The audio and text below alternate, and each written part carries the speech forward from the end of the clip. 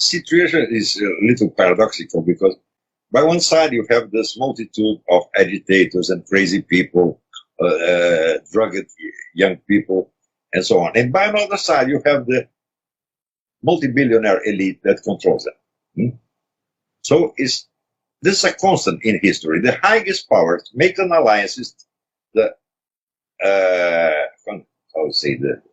underdogs. The underdogs to control everything that is in the middle, that is a majority. This is a very intelligent scheme and very difficult to stop. And this is what happened in America. You see George Soros and Zuckerberg and Bill Gates, all these people orienting and commanding these anarchists in the universe. And the people is pressed in the middle, they squeezed in the middle of this double pressure. Pressure from above and pressure from below. This is the same strategical scheme of the communist movement with another symbolic content. It's not economic insatisfaction anymore, it's sector insatisfaction, social insatisfaction, psychological insatisfaction, and so on. But this is the same scheme. Pressure from above and pressure from below. You are right, the communism was not destroyed, it only changed its strategic framework. From the 60s onward, they changed the proletarians by the minorities.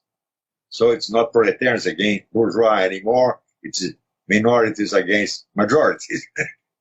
This is only a strategical change. The communism was not destroyed and did not change substantially. And there is another difference. The mega billionaires all started supporting actively the left in the whole world. And this makes a huge difference for everybody, because everybody believes in the left, that everybody believed that with the new strategy, they would create an egalitarian society, a society of everybody will have equal rights.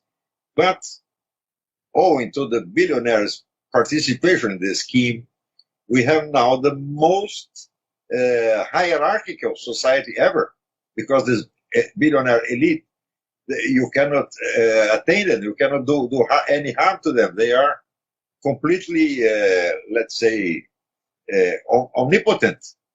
They do whatever they want, and all the left works for them.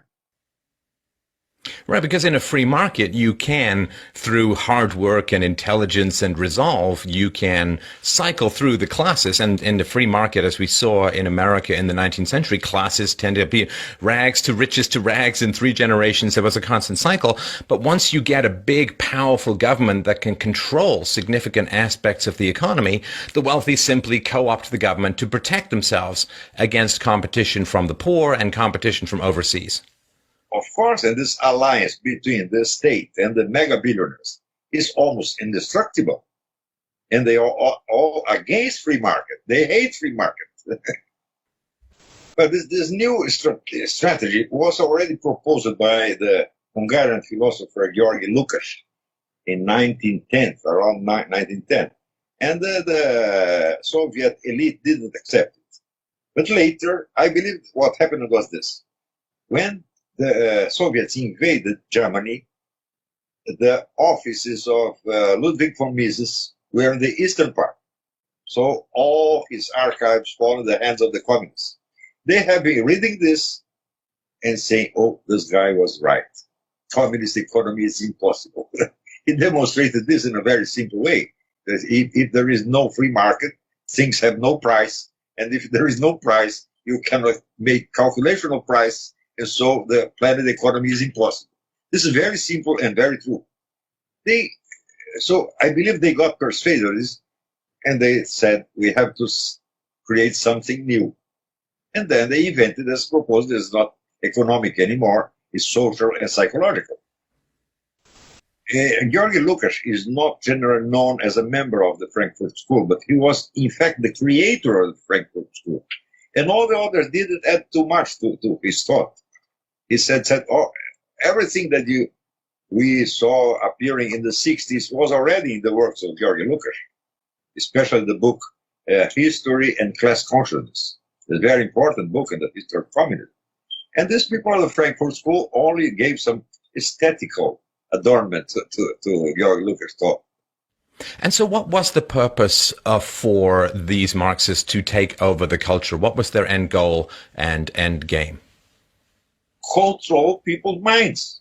Listen, the thing that is most difficult to control is economy.